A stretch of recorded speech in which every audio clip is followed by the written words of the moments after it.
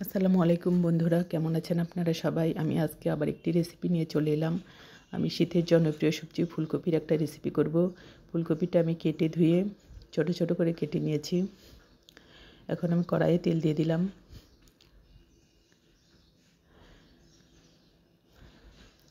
এটা ফুলকপি শীতের একটা জনপ্রিয় সবজি, সবাই খেতে পছন্দ করেন, অনেকে অনেকভাবে খান।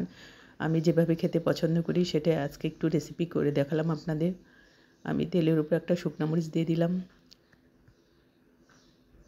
এটা খুবই কম মশলায় রান্না করব। ফুলকপিটা দিয়ে দিলাম আমি। ধুয়ে পানি ঝরিয়ে রেখেছিলাম ফুলকপিটা দিই। ফুলকপির সাথে আমি একটা আলুও দিয়েছি। যারা পছন্দ করেন আলুও দিতে পারেন। আর অন্য কোনো সবজি নয়, ফুলকপি আর আলু। আলু ছাড়াও রান্না করতে পারেন, খুবই ভালো লাগে। যারা আলুটা অ্যাভয়েড করতে চান তারা আলুটা না দিলেও পারেন। আমি একে একে মশলা দিয়ে দিলাম। মশলা বলতে শুধু লবণ আর হলুদ গুঁড়া দিয়ে দিলাম সামান্য। এতে বেশি মশলা ইউজ করব না। আমি ভালো করে নেড়ে চেড়ে মিশিয়ে নিব। আর দিয়ে দিলাম কাঁচামরিচ।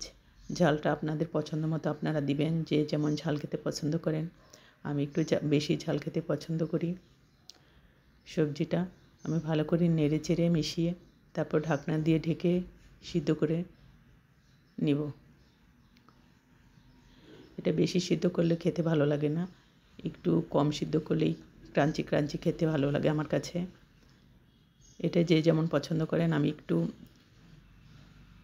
শক্ত শক্ত খেতেই পছন্দ করি। আমি বেশি নরম করে না ভাজার চেষ্টা করি সব সময়।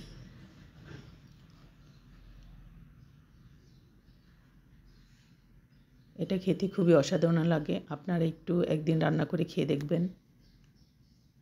বেশি মশলা এতে ইউজ করা যায় না। আমি পেঁয়াজও দিয়েছিলাম, স্কিপ হয়ে গেছে, আপনারা পেঁয়াজ দিতে পারেন।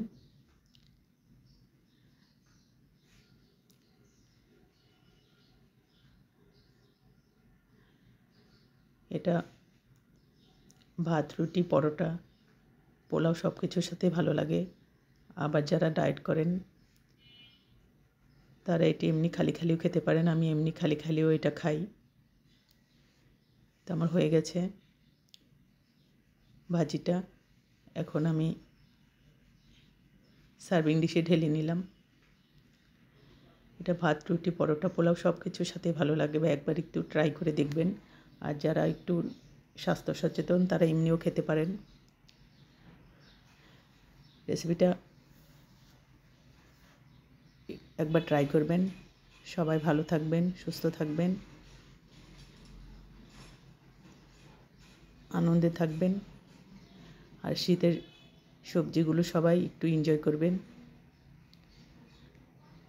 কারণ শীতের সবজিটা শীতের দিনে খেতেই ভালো লাগে। আল্লাহ হাফেজ।